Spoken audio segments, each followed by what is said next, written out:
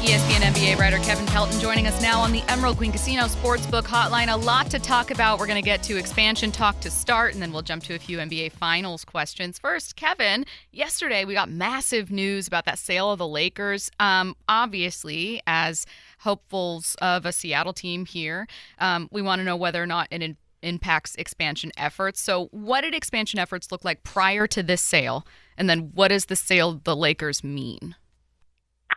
Yeah, I think it's the most positive momentum that we've seen since probably last summer when we were feeling really good about the chances of this. And Adam Silver was talking a lot about getting the process underway. The fact that we've seen kind of a specific concrete timetable with him mentioning bringing it up at the Board of Governors meetings in July is very positive. And look, the Lakers going for the number that they did, $2 billion more than their Sportico valuation, which was already, one of the highest in the league at $8 billion, the highest sale valuation ever for any pro sports franchise in the U.S. It's all, makes it all the more likely that they can get the kind of number 4 expansion fees that the owners want to justify bringing 2 more teams into the league and splitting up the TV contracts that way. Expansion has been big here in Seattle. Everyone is wondering when the Sonics will be back, and it feels natural, right? Seattle and Las Vegas, but I've also heard Columbus thrown in there. I've heard Austin thrown in the mix. Is it really those 2 cities you feel like are up for the expansion, or do you think that there are other towns or cities in play? I definitely think that the league is going to want to explore other cities, if only to make sure that those cities don't feel left out of the process. And, that is a situation where if the NBA, expands by 2 teams but needs to relocate a team down the road, perhaps that's a possibility. I would be pretty stunned if it was any American city besides Seattle and Las Vegas.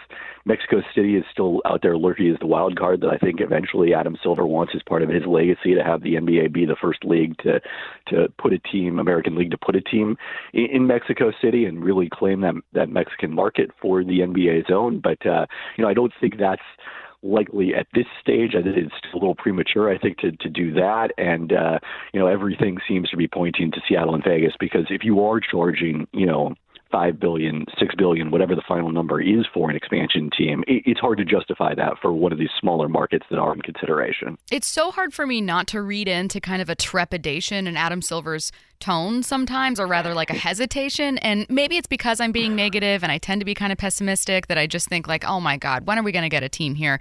But maybe I'm wrong. I mean, Kevin, what's the point of view in your mind of owners when it comes to expansion? Is there some disagreement there? Does it tend to be against or for?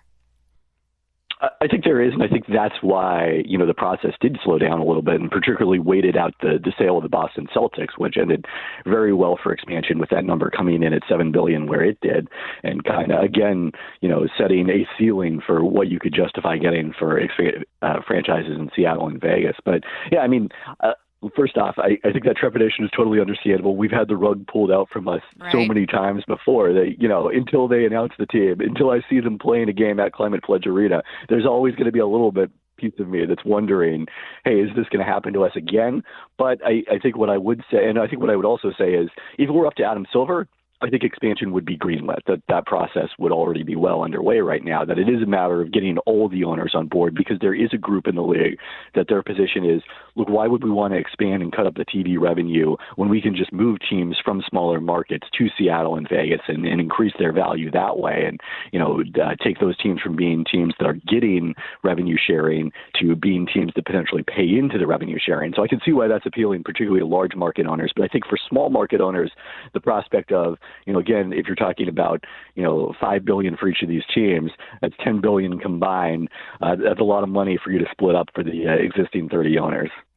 Me being an LA native, I saw the news with the Lakers, and it made sense, right? Mark Walter owns the Dodgers and done great things over there. They've been in the playoffs, 12 times, or World Series 4 times, and won twice since he's been the owner over there. The game's a bit different with the Lakers, but I have questions. I don't even know if you have the answers to this, but me just being a Laker dude, I go, all right, why now? Why after 46 years does a Buss family decide, all right, let's sell this team? You have any idea?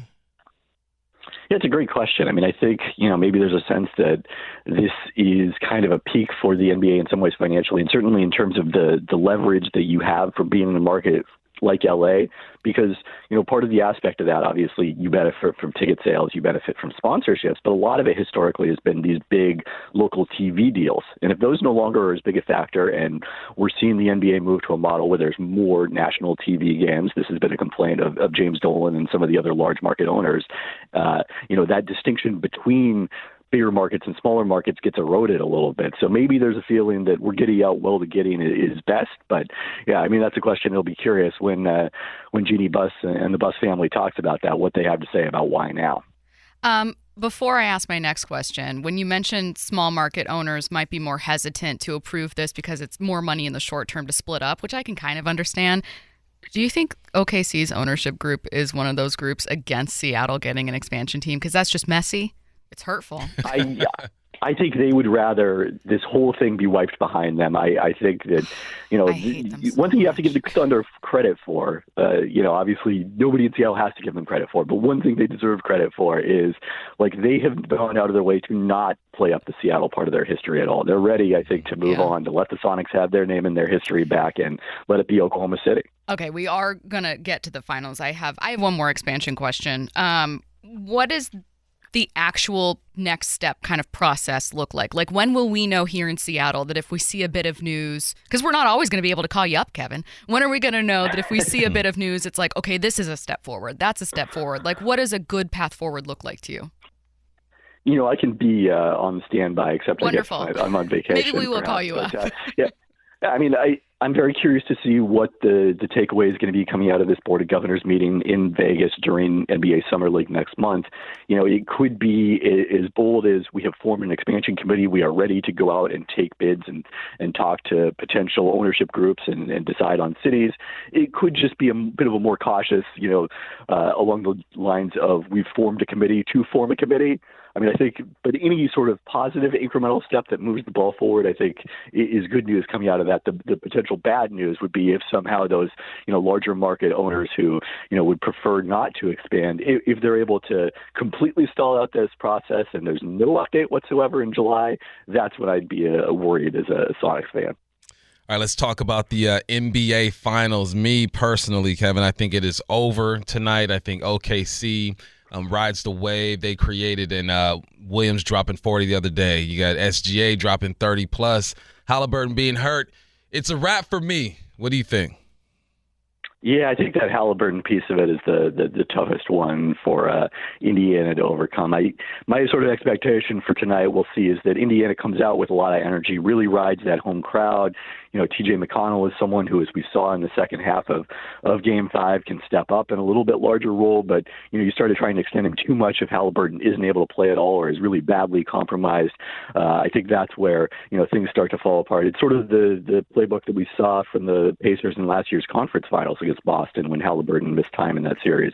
They were still competitive in those games, but Boston sort of just had too much down the stretch and outlasted them, and that's sort of what I'm expecting tonight. It was really interesting to have the juxtaposition of the Stanley Cup finals with the same two teams from last year, and then in the NBA have a finals with what feels like maybe not completely new blood, but kind of a new story. What did you personally like most about these two teams in particular facing off? Yeah, I think it was that element of kind of creating new stars for the league. Like Shai Gilgeous-Alexander, it was kind of only a matter of time for him. You knew that this stage was coming. He was crowned MVP, and rightfully so based on the regular season. Tyrese Halliburton, a little more unexpected given the way that he started the season and had kind of a down playoff last year. What now seems in hindsight like he was clearly dealing with injuries and wasn't 100%. But, it has been so many of the same faces, even though we're in this stretch where it's going to be the seventh consecutive consecutive season with a different champion for the NBA, that it's nice to see some new blood, although the fear is, I'm sure particularly in Seattle, that you're going to see Oklahoma City there a lot of times in the years to come. I saw a theory on TikTok, where we get the best information, right? And it said that dynasties will no longer happen in the NBA. And the reasoning that they had was because, when Jordan was playing in the 90s, bigs were bigs, and he was able to play in the perimeter and get into the paint. And then you go, all right, well, nowadays, because bigs can do everything. They can dribble, they can shoot. You can't exploit a team the way you used to be able to do in the 90s and the early 2000s. So he essentially said the game has become so skilled that it's going to be hard to create these dynasties, because of just the attributes of the players. What do you have to say to that? I think, it's probably, I think you could say it was somewhat similar when we had the Cavaliers and Warriors meeting in the finals 4 consecutive times during the Steph Curry, LeBron heyday. To me, the biggest factors are, number one, the financial element has been much discussed. The most recent collective bargaining agreement was really targeted at, we don't want teams to spend a lot of money and spend their way to titles. And that's going to make it more difficult to keep these groups together.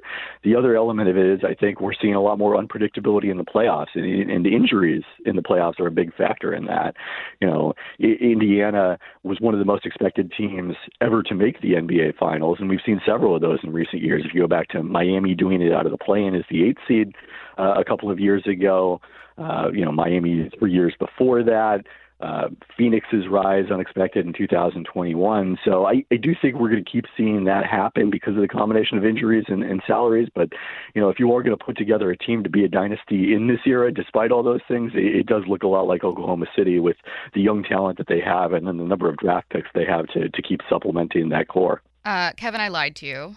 I wanted to continue asking about the finals, but I do have one more expansion question. But the topic of spending made me remember a tweet that I saw from Bill Simmons, so I wanted to ask you about it.